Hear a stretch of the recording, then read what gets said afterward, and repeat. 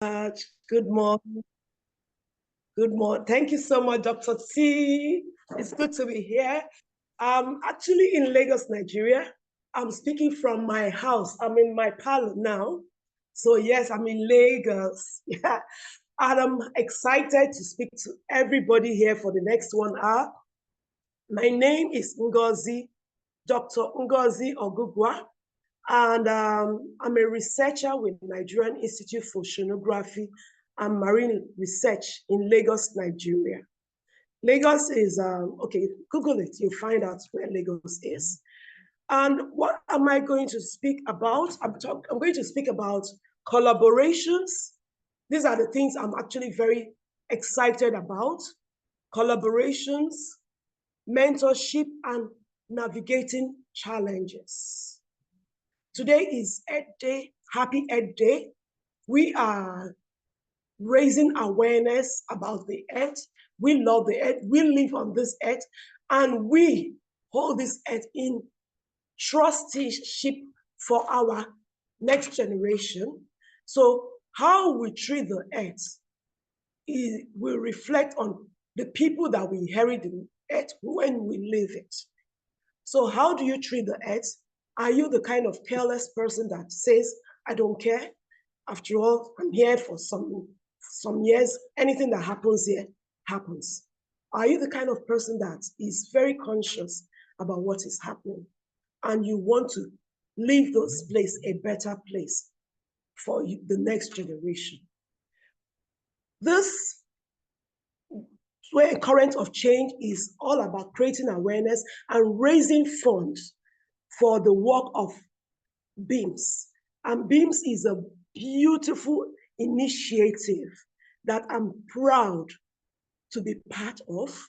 I'm proud that I'm associated with them because they have really, really impacted positively on my life.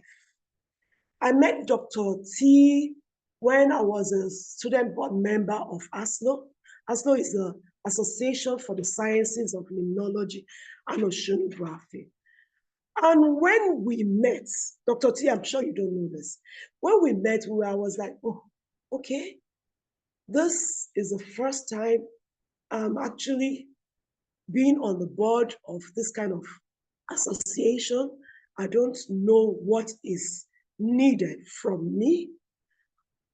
And I'm happy I met Dr. T because Dr. T held me in my hands and put me through a lot of the things that would have been challenges. She helped me navigate some of the roadblocks that she might have encountered in her own time. So she eased off the thing for me. And that is where collaboration comes in, mentorship and navigating challenges. That's why I say these are the 3 key things I'm going to talk about. And when we were on the board, I remember we collaborated and were able to write 2 publications. If she wasn't the kind of person she is, I don't think we would have been able to do what we did. So when, as a researcher, who are your people? Who are the people in your corner? Who are the people you look up to? Who do you actively seek out to work with, to collaborate with? This is something that we all need to do. We need to, in our different spaces, look for allies. Yes, it's called allies. Look for allies.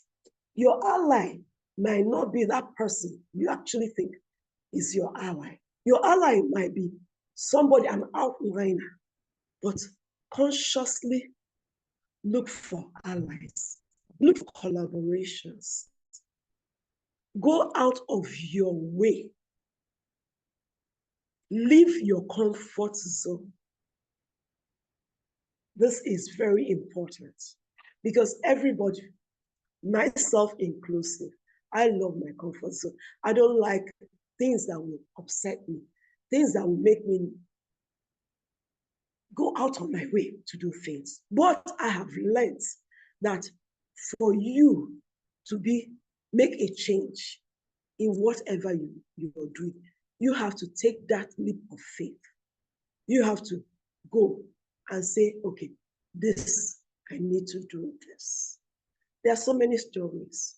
There are so many stories in my life of me going out, taking that leap of faith and saying, okay, let me go out of my comfort zone. And when I go out of my comfort zone, and achieve a lot.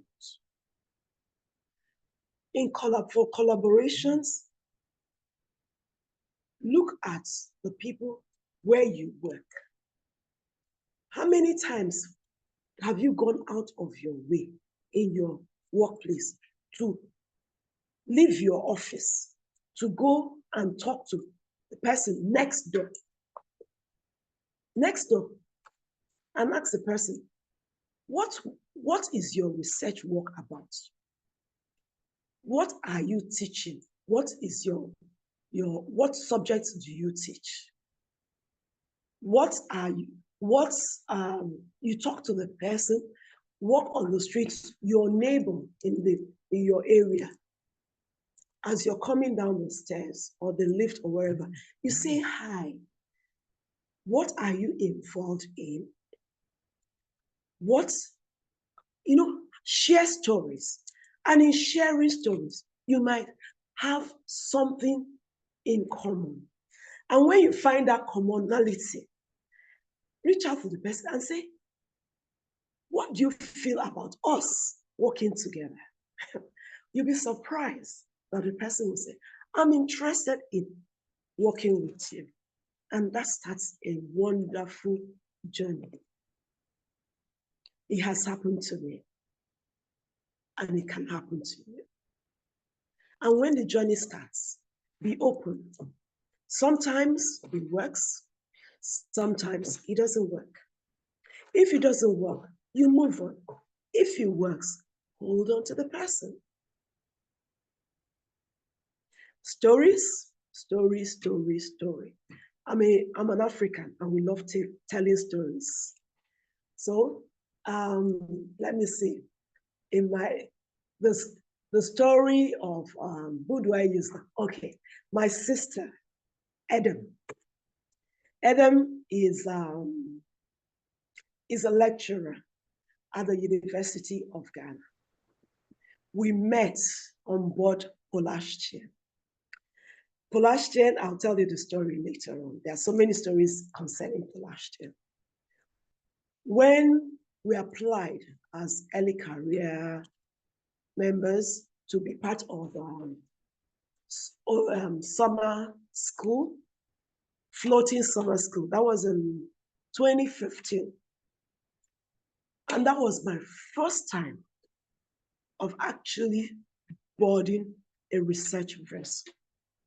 So I left Nigeria, went to Germany. When we got there were so many of us.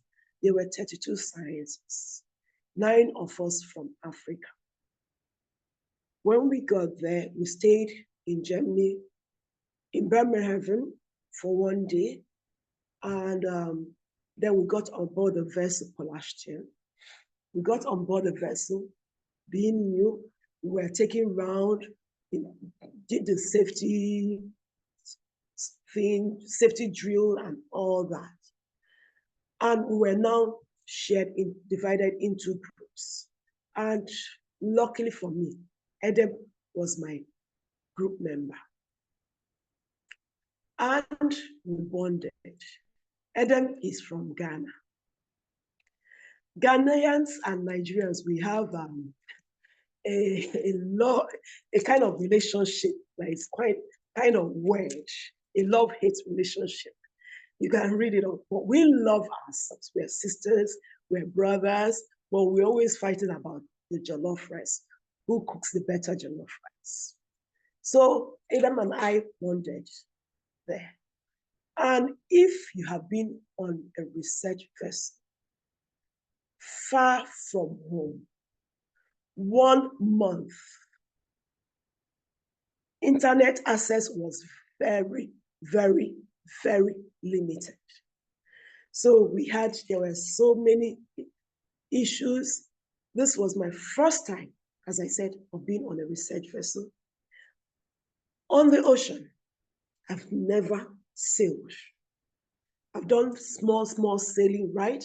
But Atlantic Ocean.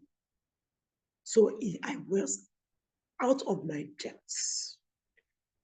Everybody was supportive. We had some issues, yes, but mostly they were supportive. But this, my sister, was my rock. So in all things, we worked together. And when we had to do some work in the group, we were divided into different groups. And we decided to do a blog post. So that was the start of our collaborative journey. We wrote a blog post, and that was where it started. And do you know what? Anytime Dr. Adam has any collaborative work that needs an international researcher, she reaches out to me. WAMS, Coessing, Kosiwa, anything she's doing, she reaches out to me. Anything I'm doing, I reach out to her. So, who is your collaborator? This is one story. You have to build up your network. And when you're building up your network, you see opportunities, please do not hoard the opportunities. Share the opportunities. Share, and share. I tell people, I talk from my own experience. People that sometimes that I have met at different conferences, because they know I love sharing opportunities, send opportunities to me. Ngozi, yes, I know this may not be your area of research, but I know you have a big network. Kindly help me create awareness about this. And I share them the opportunities. And that was how one of my colleagues saw the opportunity about BIMS tidal wave. It's so ironical. I'm associated with BIMS. I do everything with BIMS, but I saw the BIMS tidal wave advert. I just said, oh, it's one of those things. I shared it, but because I was busy, I didn't read it. But my colleague, shared it and said, Mama, please look at this. And I looked at it and I was like, oh my word, this is something I can actually key into. And I applied. And I'm telling you, I got it. I'm a BIMS tidal wave fellow. And when the opportunity to become a mentor came out, I applied, and I'm now a BIMS tidal wave mentor. So I'm telling you people, everybody, be proactive, share opportunities, look out for people, be there for people. Collaborations, you cannot do it on your own. Reach out to your local networks. Reach out to your local government. Reach out to your policymakers. As we speak now, I don't know if they are online, they will watch this. I reached out to my people here because I'm a UPIN fellow. I went and I did a secondment with the State Ministry of the Environment. And with that, I now have people in the State Ministry of the Environment. And because once you have people there, you get invited to their meetings and all. And When you go to the meeting, you don't stay in the back room. Please go out, meet people, talk to them, exchange cards with them, exchange contacts with them, and be active on their social media space. They say anything, comment, like, and share. They are not ghosts, they are human beings like you and I. And you have opportunity, if you have any issues, you raise it with them and tell them, oh, this volunteer for beach cleanups, volunteer to be for advocacy opportunity, volunteer to be an ambassador. I know I reached out to some people to the boss in La Sepa, and I told him, yes, I know you're having challenges with pollution issues. I am a plastic pollution advocate. Come, anytime you're going out, I am there to be part of the advocacy. I am there to talk about what the research work I have done, to showcase what is going on, that what we are doing, the way we discard the rubbish from our house is impacting negatively on the environment. I am there for you. So do it. Are you there to be able to advocate for the environment? Are you there for whenever, are you ready to talk, to go with the policymaker, to go and meet the policymakers and tell them this is how you should do it? I remember last week, I met with the Commissioner for Health at an occasion, and I spoke to him. I told him, dear sir, I introduced myself to him. I said, this is what I need us to talk about. I've spoken to you about this issue. And you answered me like a politician. And he started laughing. He said, yes, he's a politician. I said, yes, I know you're a politician. But we need to have a stakeholders meeting and talk about this issue and talk about how to bring down this plastic pollution menace. And we know the core issues. One of the issues is provision of potable water. If we can have potable drinking water from the taps in Lagos State, the issue of plastic pollution will be reduced by at least 50%. Because if everybody can open their taps and get potable drinking water flowing from their tap, they do not have they do not have an issue, they will not go out to spend their hard-earned money buying sachet water. And if they don't buy sachet water, the issue of sachet water getting into our drains will be reduced. Because if it's not being used, there won't be issue of it not being properly discarded, and you won't have that issue. So I just spoke to him. He was like, okay, And I remember last year speaking with the GM of 7-Up Bottling Company, sharing ideas about setting up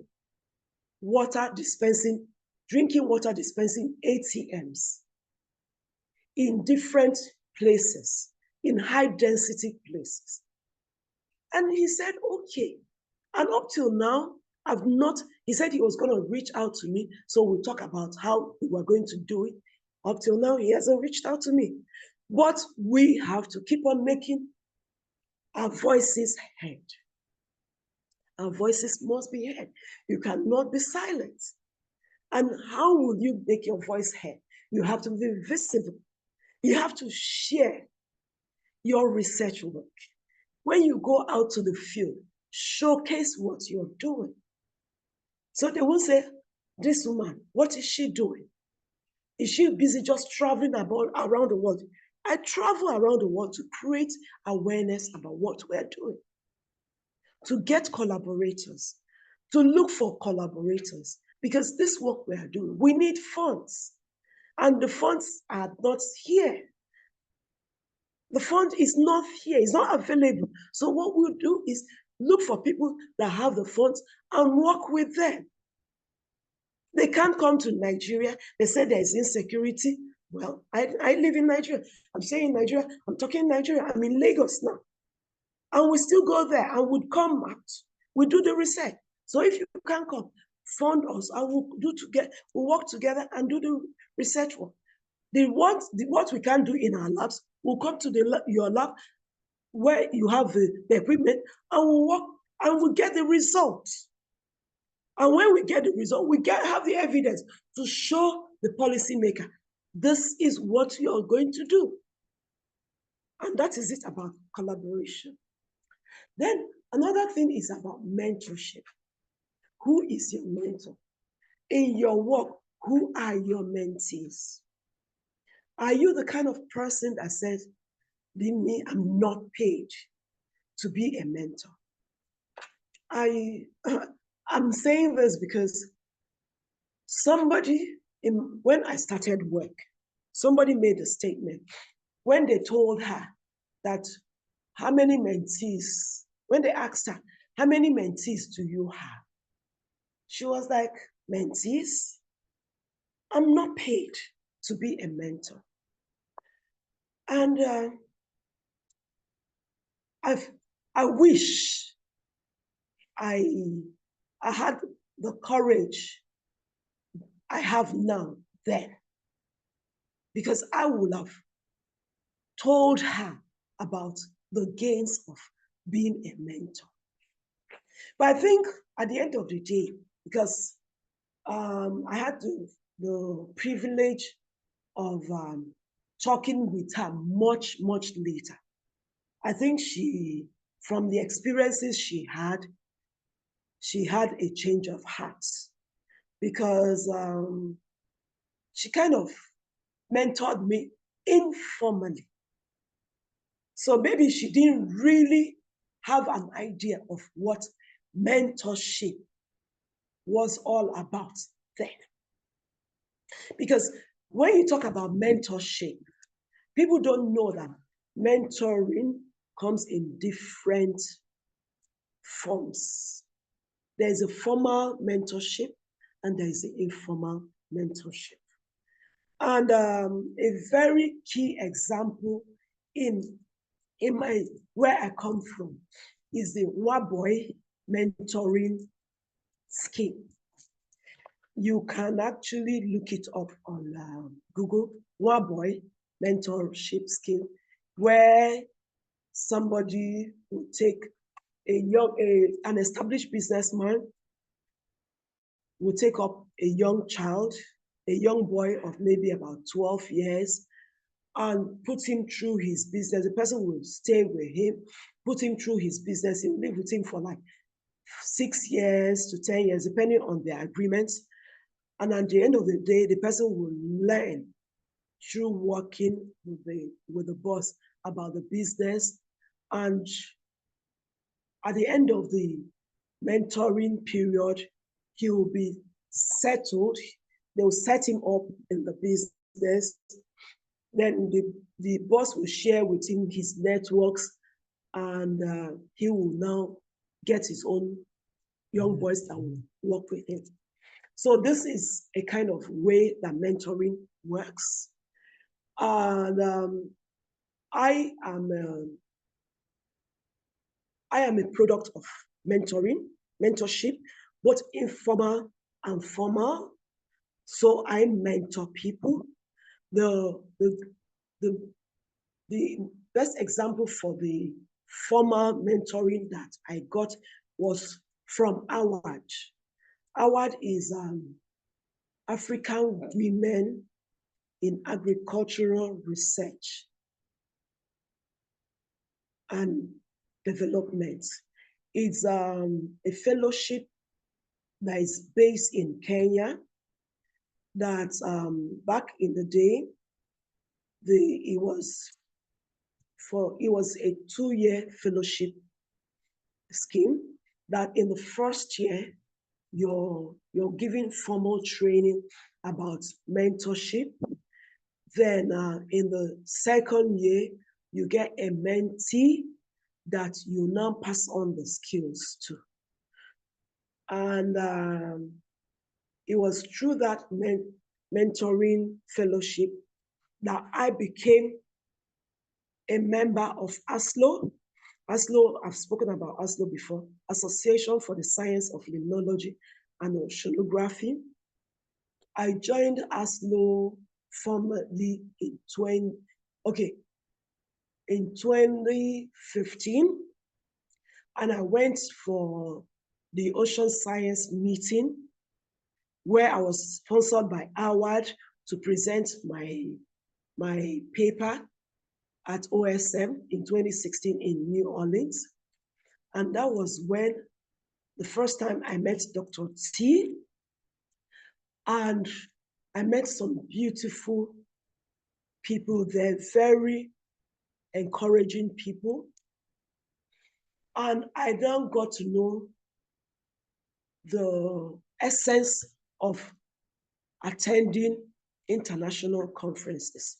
Yes, I had attended international conferences before, but I hadn't attended any one of that magnitude because there were so many people there. And they had this mentoring program. I was given a mentor, and the mentor took me by hand and introduced me to a lot of people there. So it was,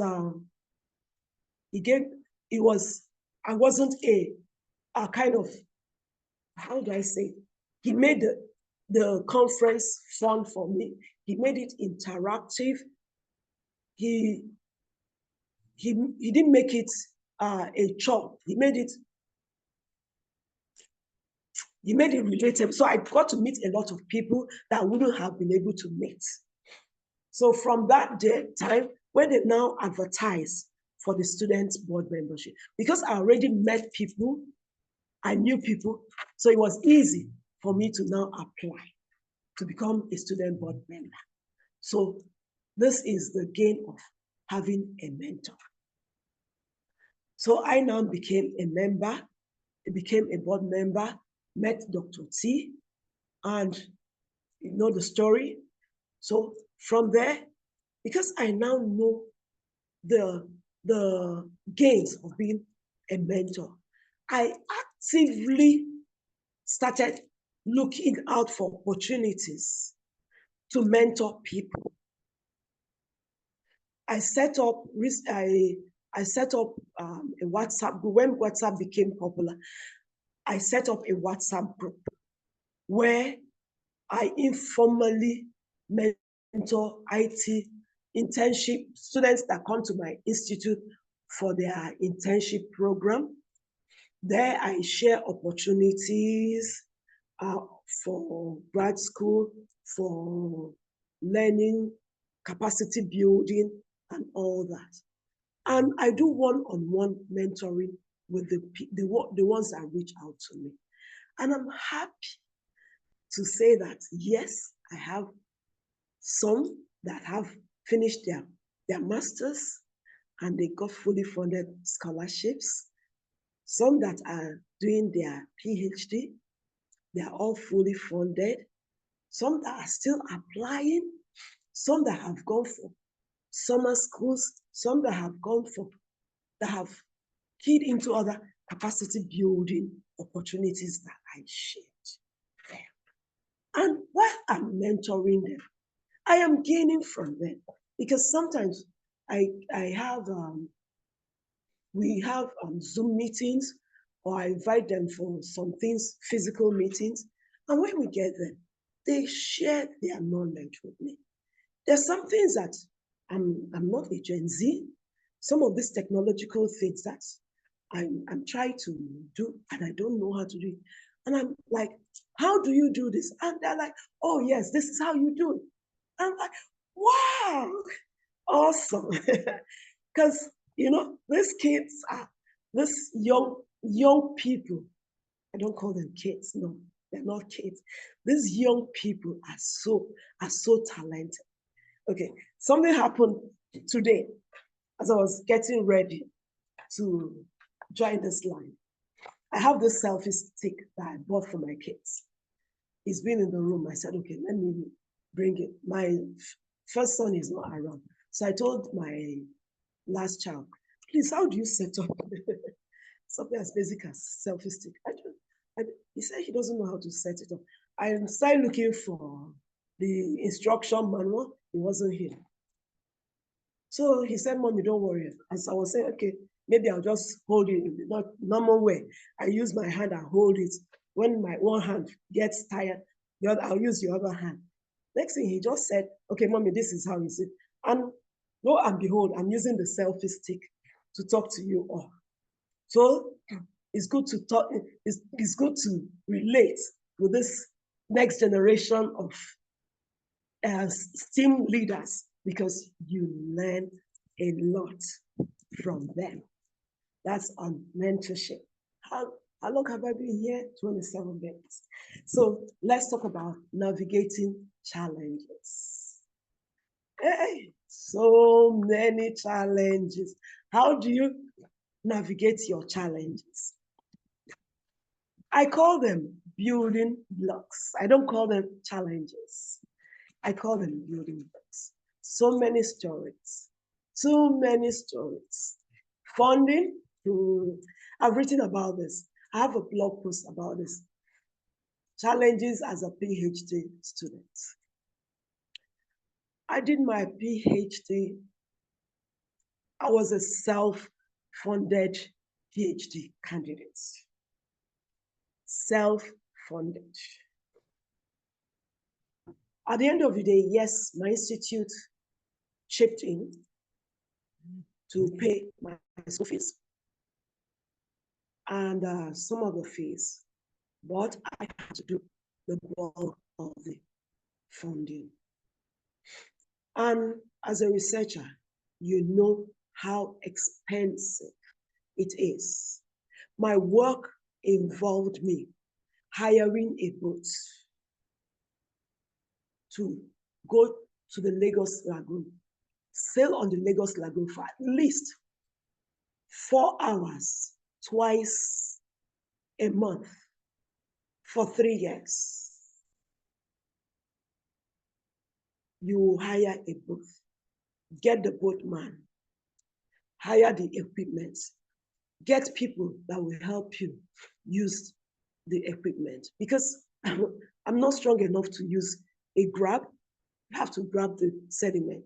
You have to buy some of the specimens, the fish from the lagoon, from the fishermen, actively fishing at that spot, because you have to know that the fish came from that spot. You can't just go to the market.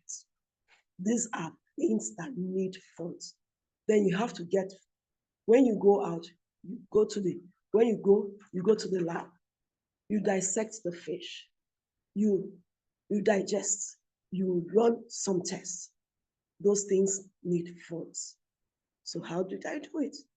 What I did, after exhausting personal funds, family funds, begging people for money, I now said, okay, I got some people that we had similar, we were all working on Lagos. So we agreed to collaborate, to share the money for going out to field work. So when they are going to the field, we will go to the field together, share resources together. I had to talk to the lab. Please, this is how much I have for now. Please put it down as deposits. That is what you do. And now, after my PhD, to do my work now, I have to write. There is no day I don't spend at least 1-2 hours looking for funding opportunities online. When I see it, I'll look for people that I will write with, collaborate with, to write the grant. There is no month that we don't write at least, put it one funding grant, put in an application for at least one funding grant. It is what it is. You need to do it. You need to do the work. It is hard, but it works. Does it work? Yes, it works. You want to travel? You want to go for your conference? You have to start early. Apply for the travel grants. Apply. Look, search for who can give you the grant to go and present your work. Who can give you the grants to apply? I got some conferences. I'll look at for opportunities. First of all, the first keyword is travel. You can apply travel grants available. Yes, it's a conference I'll apply for. If no travel grants are available, I'm not doing it. I'm not going for it. I want to go for a capacity building course. I'll check. Fully funded, I apply.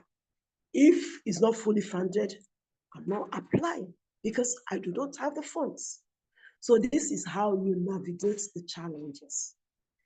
Yes, it's kind of frustrating, but it is what it is. You have to work hard. You want visibility, you have to do the work. Then you want to travel, you want to, like now I have to go, I'm going for Open Ocean Science Conference. I'm going to France. I have to apply for Schengen visa. Invasive, very invasive questions. You have to answer the questions because you want to go and share your knowledge. I am now part of the people creating the advocacy to say that this is not right. We are going for conferences. The people that are organizing the conferences should make it stress-free for us to be able to apply for a visa. We should be given the visas free of charge because we're sharing our knowledge. It is for research. We're going for scientific collaboration. We should not pay to do this because it should be open science. That is why I am here spending this 1 hour talking to all of you to create awareness about this, to give BIMS the funding for BIMS to be able to create the advocacy, to create awareness about funds, about collaboration, about mentorship, about how to navigate those challenges that we researchers face. These are things that we should not be facing. It's already bad enough that when we go out there, we go to the high sea, you face nature's challenge. You don't know how the weather there will be. Whether you're going to face hurricane, whether you're going to face high winds, whether you're going to be seasick. These are some of the things that we face when we go to the high sea. And sometimes we that will do lagoon work, sometimes the tide will be so high. And we've had situations of the boats capsizing. It has happened. But these are things we face every day. We don't have to do that. So these are natural things. So after facing that, we don't have to go through other challenges that we're facing. Please contribute your $1, your $10, your $20, your $100. your time, your resources to make science research very affordable. Then stories. It's exciting, I'm telling you. I love it. I love what I do. I'm not gonna give it up. I am not going to give it up. I love it. I love the fact that I can go somewhere and somebody, it has happened to me so many times. It has happened to me so many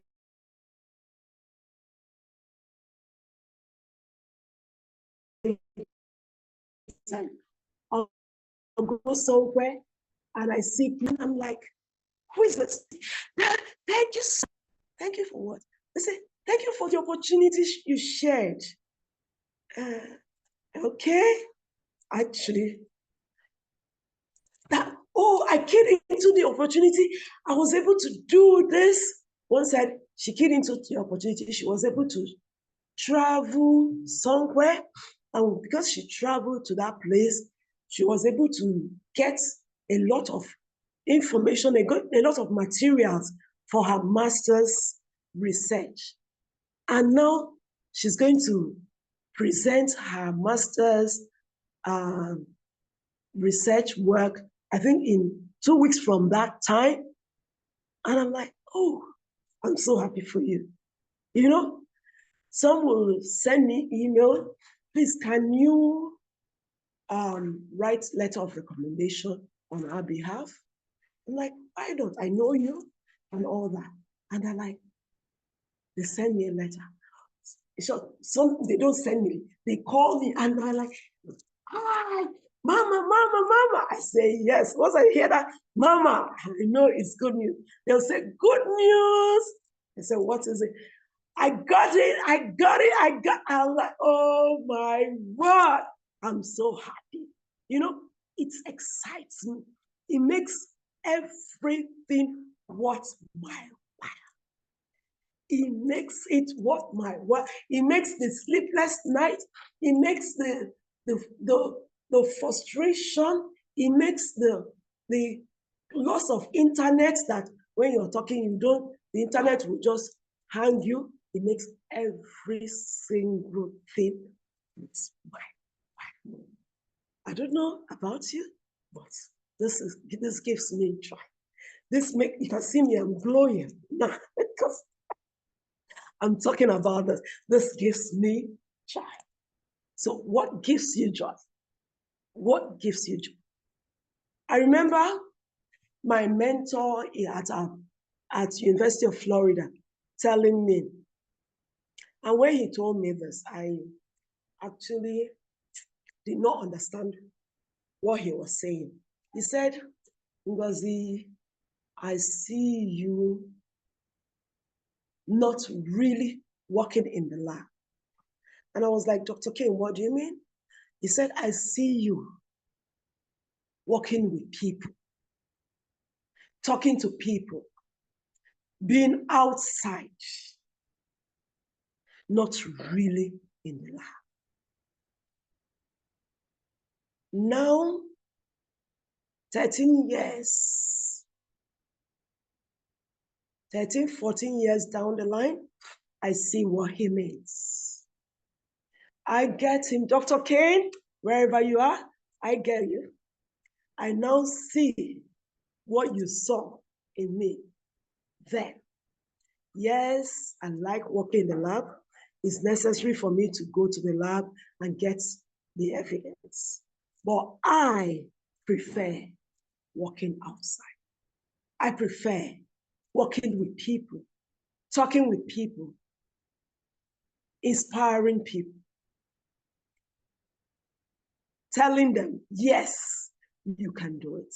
If I, Ngozi, that comes from a village, a town known as Oketiti in Anambra State, Nigeria, that does not have a stream, a spring, or a river, to end up being an oceanographer, a marine scientist, sailing on Atlantic Ocean for 1 month.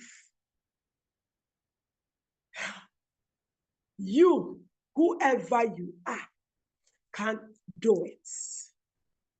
I said, whoever you are can be a success, no matter your circumstance, no matter who is saying, no, you cannot do it. You can make it. I believe in you. I am lucky I had people believing in me, people encouraging me, people saying, yes, Ngozi, you can make it. So I am now passing it on to you to tell you that you can make it. My parents encouraged me. My parents encouraged. My dad was schooled in Western Michigan University, Kalamazoo. He had his master's in engineering from there. My mom schooled there too. She has a BA in library science history from Western Michigan University, Kalamazoo, Michigan. I actually went there about 3-4 years ago as a pilgrimage. And so they understood the essence of knowledge, going to school, being a graduate, and they encouraged me. And I'm encouraging you out there that wants to give up and say, no, things are difficult. No, you can make it. You can make it. Those challenges, turn them to become your building blocks. Turn them to become your building blocks.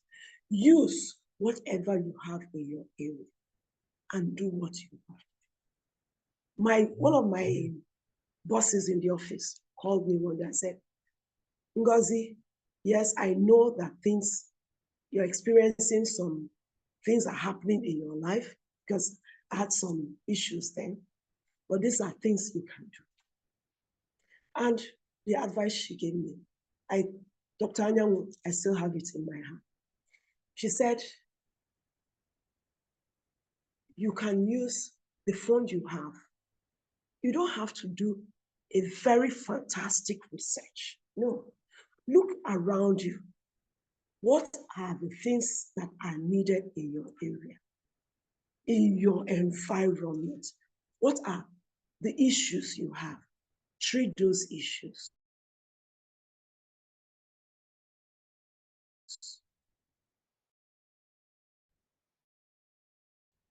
Talk about those issues. Go and meet the people that are talking about those issues. Awareness creation is a research project too.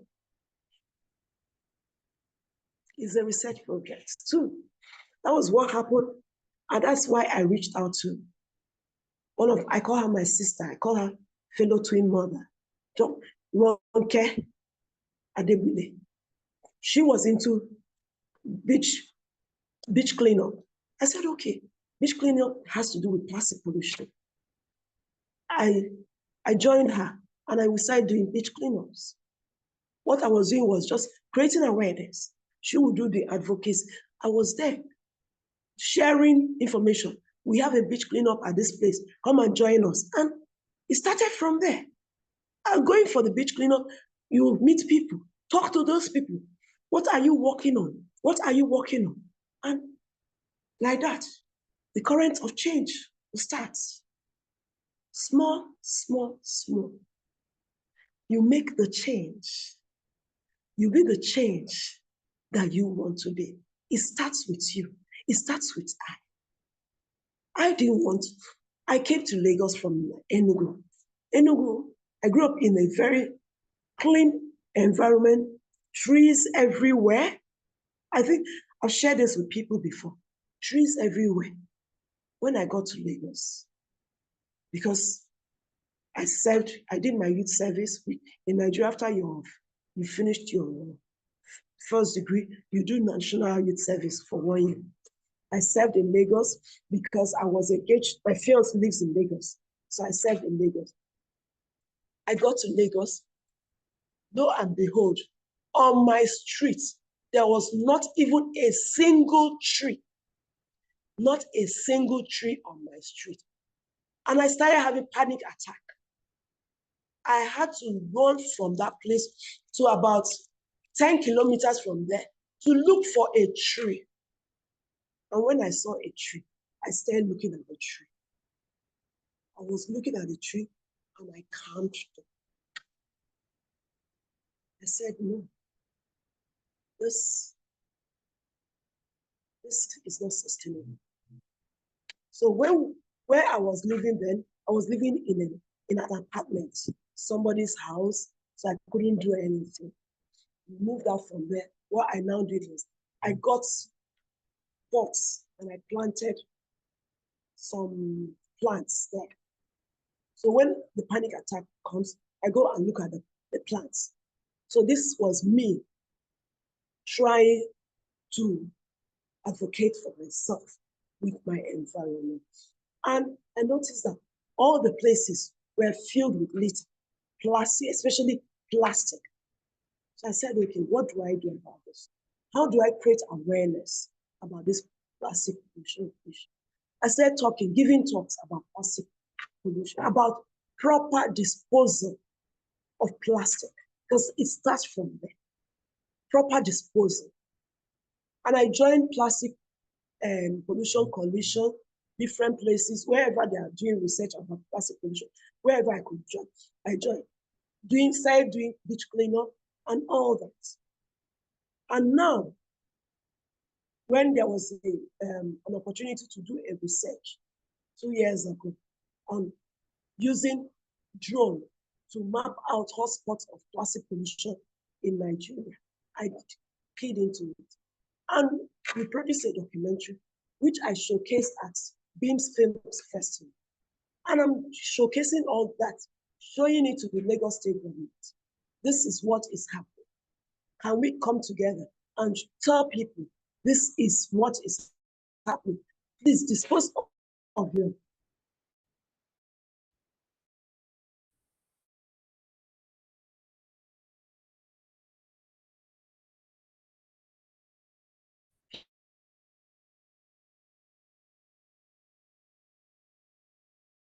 plastic, your, of your waste properly.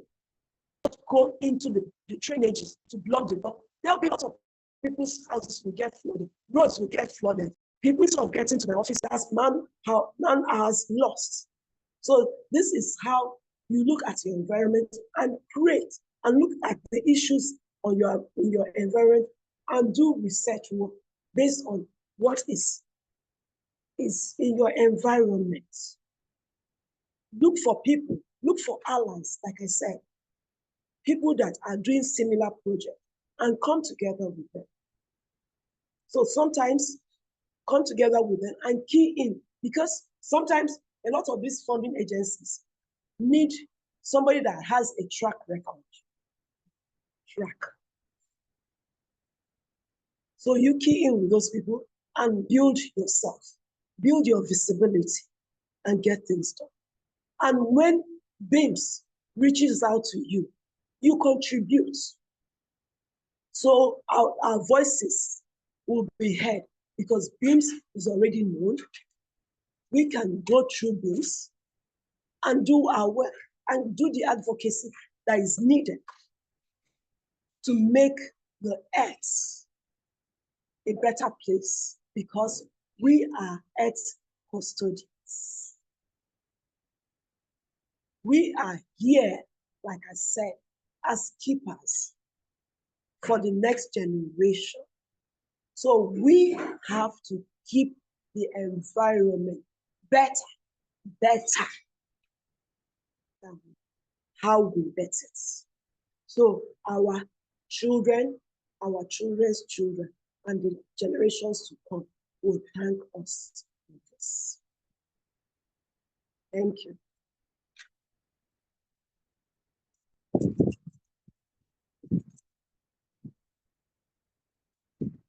Is my hour up? Yeah, no. So my name, as I said before, is Dr. Ngozi Oguguah, and I'm a researcher with Nigerian Institute for Oceanography and Marine Research, Lagos, Nigeria. And I am very much open to collaborations, to advocacy, to awareness creation, to capacity building, to different opportunities that will make our earth and our environment a better place for us. So if you have it, get in touch with me. You see, I'm on Instagram, I'm on Facebook. You can get through to me via BIMS. Once you write BIMS, they will get to me. So please, everybody, we need you to key into this current of change initiative. Please donate, donate, donate. We need all the funds we can get to make the change that we need for the oceans, for our earth. Because sometimes people will say ocean, that they don't know about ocean. Yes, ocean impacts on us. Kindly listen to Dr. T's opening remarks, and you'll see how ocean benefits every one of us.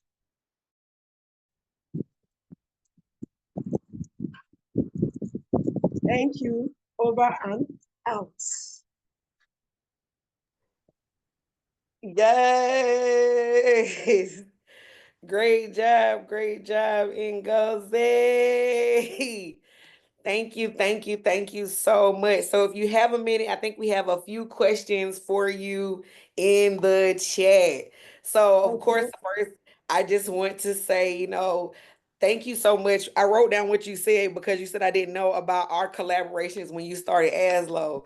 And it's so funny because that was a time where I had written, the only black person in the room, and it's like I was the sole representative for Black voices at ASLO, even though we were supposed to be the student board members. We supposed to be there just representing the students, and we had to represent all of Black people. So, can you just speak to that experience a little bit because you were there after I was off the board and had to continue the fight?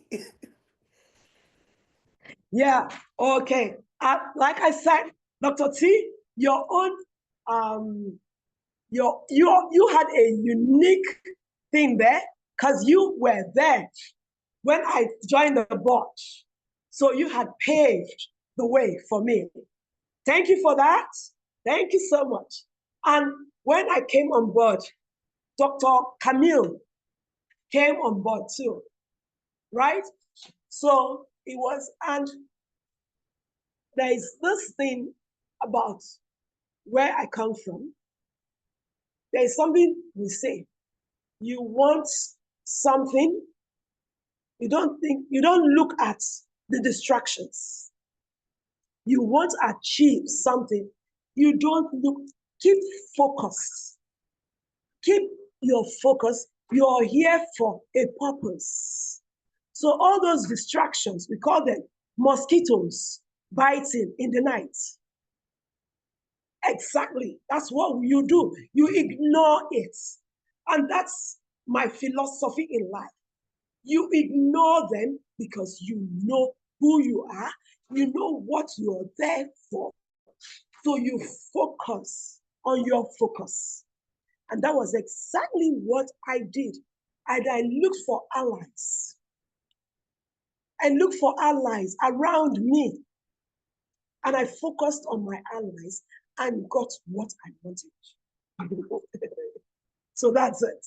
Yes, and you do a good job of that, getting what you want and being in the streets of where you need to be at. So, another question I have, if there was no limit on funding, you had all of the monies, you had access to all of the monies, what is the research project you would be leading?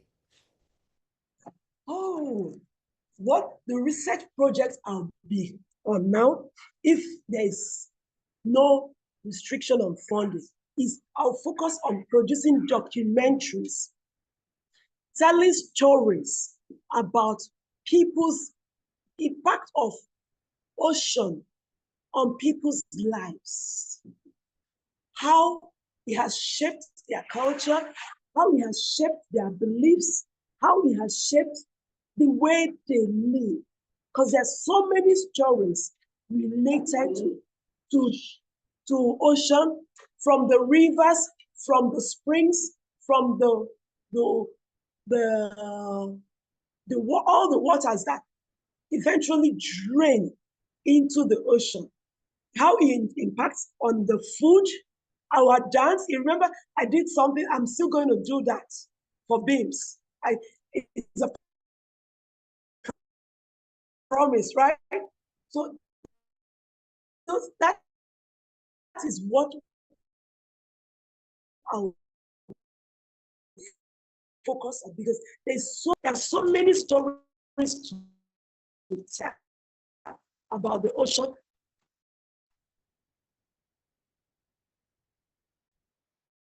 No, I agree. Listen, we love a documentary. I think science communication is so important. And I feel like it's the reason why we are here where we are today, because of the lack of science communication and people understanding that they need the ocean to breathe. Like, you can't just defund all of science when science is the reason why we're breathing, So it's a real huge lack of literacy that we're seeing playing out in our everyday faces with decision makers.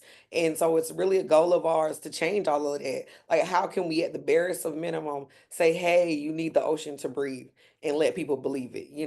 So I think documentaries are definitely a way towards that. All right, Ngozi, any final words for the streets before we switch on over? Last 2 minutes, 2 minutes. Um, please, everybody, donate to this initiative. Be the current of change. Be the current of change. Okay? I'm monitoring all of you that are here. Please donate. Thank you. Thank you so much. See you later.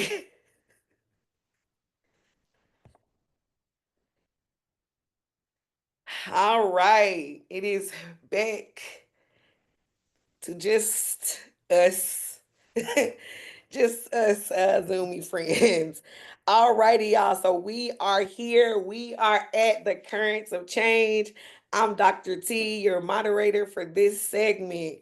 So y'all know we are live right now for the ocean for Earth Day. All Earth Day, we are taking over your screen here on BIMS TV, talking about the ocean, amplifying the voices on the front line that are doing the work. We are amplifying the folks who are out every day finding to make sure that we have an ocean and that we have the resources that we need. So remember, this is a fundraiser, so make sure you donate, donate, donate. And looks like our next speaker is here. What up, Hassan? Oh, what's up? Sorry for missing the Hassan is here. We are burning the midnight oil, Hassan. Yep, absolutely. Can you hear me? Yeah, I can hear you. Can we go ahead and spotlight Hassan?